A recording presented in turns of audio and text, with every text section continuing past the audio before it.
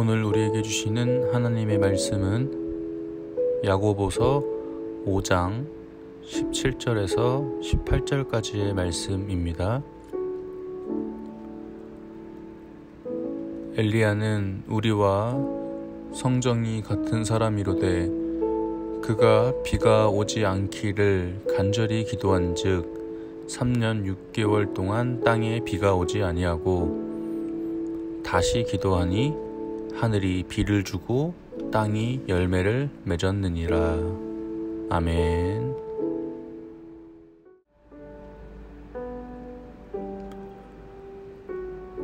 네, 여러분들 반갑습니다. 오늘 설교의 제목은 나의 서포터 백이라는 제목으로 우리 함께 말씀을 살펴보도록 하겠습니다.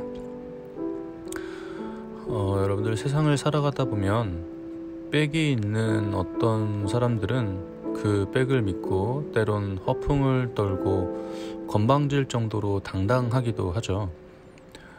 사실 그 백이 든든하고 확실하다면 그 백을 믿고 하는 말들은 그대로 이루어질 수도 있기에 허풍이나 과장이 아닐 수도 있습니다.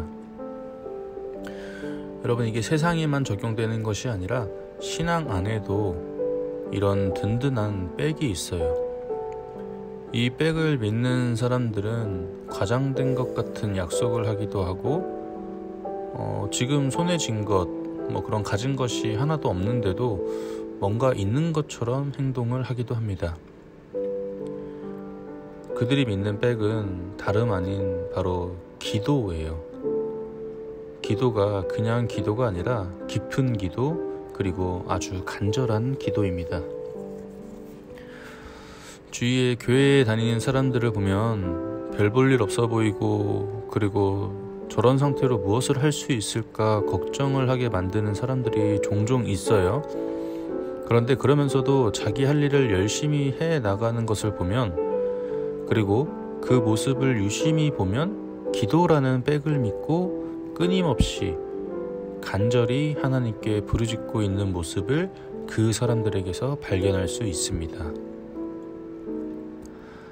성경에서 이런 백을 믿은 대표적인 인물은 오늘 본문에서 읽었던 엘리야가 바로 그런 사람이에요.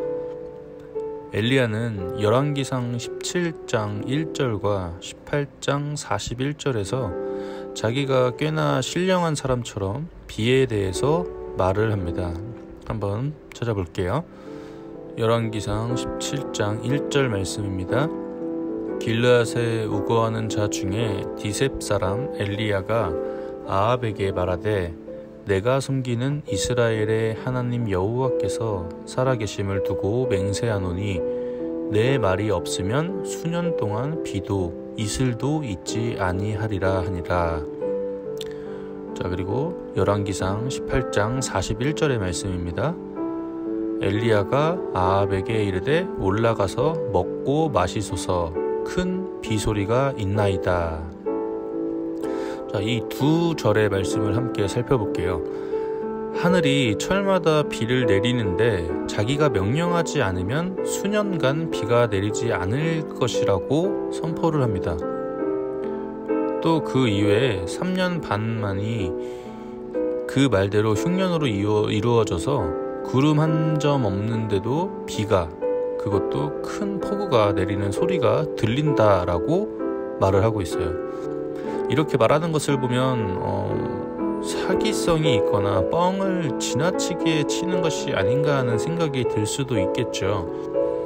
그런데도 그렇게 행동하는 엘리야의 내면을 보니 그런 선포 후에 얼마나 간절하게 기도로 아뢰고 있는지 몰라요.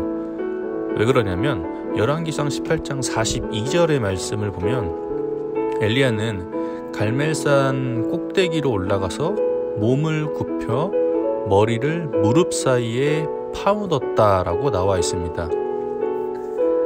엘리야도 이렇게 열심히 그 누구보다 간절하게 기도를 했습니다. 비가 오지 않게 하기 위해서 그가 한 것은 간절한 기도였어요. 또 비가 내리도록 하기 위해서 엘리야가 머리를 무릎 사이에 파묻은 행동 역시 기도였음을 오늘 읽은 말씀에서 알 수 있습니다. 또 열왕기상 17장 17절에서 19절의 내용을 보니까 엘리야가 머물고 있는 사르밧 과부집 아들이 병들어서 시름시름 앓더니 죽고 말아요. 이 일로 사르밧 과부는 크게 슬퍼하면서 엘리야를 원망하게 됩니다. 왜 원망을 하게 되냐면 이 과부는 죄는 곧 벌이라는 의식이 있었어요. 그래서 이 과부의 아이가 죽자 자기가 잘못한 일들을 생각한 것입니다. 그리고 그것들을 말없이 숨기며 잘 살아왔지만 신령한 엘리야가 자신의 죄를 알고 하나님께 고했기 때문에, 하나님께 말씀드렸기 때문에 아들이 죽었다라고 생각을 하게 된 것이에요. 그리고 엘리야에게는 원망 어린 탄식을 하게 된 것입니다. 이런 말도 안 되는 오해로 인해서 엘리야의 마음이 얼마나 침통했는지 엘리야는 죽은 그 아들을 자신한테 데려와 달라고 해요. 그리고는 자기가 지내는 다락방에 데려갑니다. 죽은 사람을 마치 살려낼 것 같이 행동을 하고 있죠. 그렇게 데려가서 엘리야는 무엇을 하냐면 기도를 합니다. 열왕기상 17장 20절과 21절을 함께 볼게요. 여호와께 부르짖어 이르되 내 하나님 여호와여, 주께서 또 내가 우거하는 집 과부에게 재앙을 내리사 그 아들이 죽게 하셨나이까 하고 그 아이 위에 몸을 3번 펴서 엎드리고 여호와께 부르짖어 이르되 내 하나님 여호와여, 원하건대 이 아이의 혼으로 그의 몸에 돌아오게 하옵소서 하니. 아멘.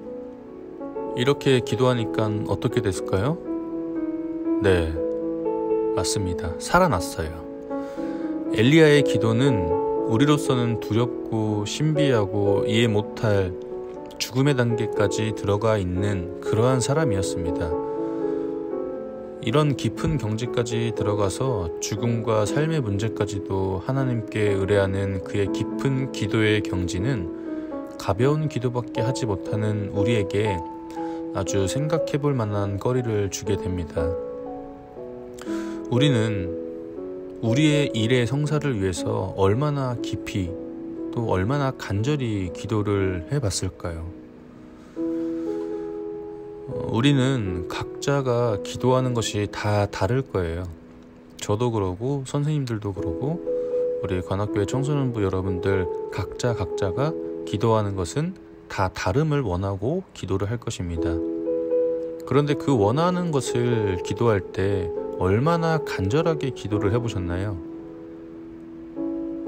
엘리야는 무릎이 닿을 정도로 기도를 했다고 합니다. 겉보이는 모습이 중요한 게 아니에요. 그만큼 정말 간절히 기도했다라고 하는 것입니다. 엘리야의 간절한 기도의 결과는 마침내 선포했던 것을 성사시키고야 말아요. 그 결과 사르밧 여인으로 하여금 당신의 입에 있는 여호와의 말씀이 진실한 줄 아노라 라는 그러한 말을 듣게 됩니다. 그렇게 기도의 사람으로 하나님을 바라고 의지하다 보니 다들 흉년으로 굶어 죽어가고 있는 당시였음에도 사르밧 과부로 하여금 퍼내도 양식이 끊어지지 않는 은혜를 가능하게 할 수 있었습니다. 자, 여러분, 오늘 말씀을 정리할게요. 우리의 한치의 앞길도 어떻게 우리에게 다가올지 알기는 어렵습니다. 때론 사르밧 과부처럼 희망을 찾기 어려운 극도의 고난이 오지 않을 것이라고 누구도 장담하기는 어렵죠. 이때 무엇으로 그 고난의 터널을 통과하면서 역경의 삶에서도 열왕기상 17장 24절의 말씀인 여인이 엘리야에게 이르되 내가 이제야 당신은 하나님의 사람이시요 당신의 입에 있는 여호와의 말씀이 진실한 줄 아노라 라고 하는 믿음의 고백이 터져나오게 할 수 있을까요? 믿음으로 외치고 나가는 것만으로는 조금 부족합니다. 그 뒤에는 하나님의 도움을 구하는 엘리야와 같은 아주 간절한 기도가 뒤따라야 돼요. 그 정도의 깊고 간절한 기도에 파묻혀 사는 사람이 되어야 장담하고 외쳐냈던 것들이 그림의 떡이 되지 않고 움켜쥘 수 있는 실제의 떡이 될 수 있게 되는 것입니다. 지금의 시대는 어찌 보면 온전치 못한 시대라고도 할 수 있고 또 매우 불안정한 상태라고도 할 수 있죠. 그러나 여러분, 지금 이러한 코로나와 같은 것에 너무 휘둘리지 말길 바라요. 우리 함께 기도하고 나아가길 바랍니다. 어찌 보면 하나님께서는 이러한 시기에 더욱더 하나님을 찾길 원하시고 그리고 더욱더 하나님께 기도하기를 원하시고 계실지도 몰라요.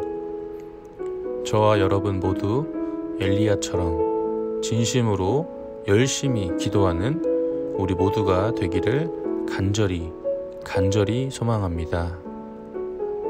우리 함께 기도하겠습니다. 하나님, 오늘은 엘리야라는 인물에 대해서 함께 나누었습니다. 그 누구보다 간절하게 열심히 하나님께 기도했던 엘리야를 보고 우리 청소년부 아이들도 간절함을 가지고 기도를 할 수 있게 해주세요. 주님, 지금 이 시기에, 온전치 못한 이 시기에 우리 청소년부 아이들이 흔들리는 믿음이 아니라 더욱더 굳건한 믿음으로, 엘리야와 같은 믿음으로 하나님과 함께 대화하며 기도하며 살아갈 수 있는 귀한 그리스도인이 될 수 있도록 언제나 함께 해주세요. 감사드리며 예수님의 이름으로 기도드립니다. 아멘.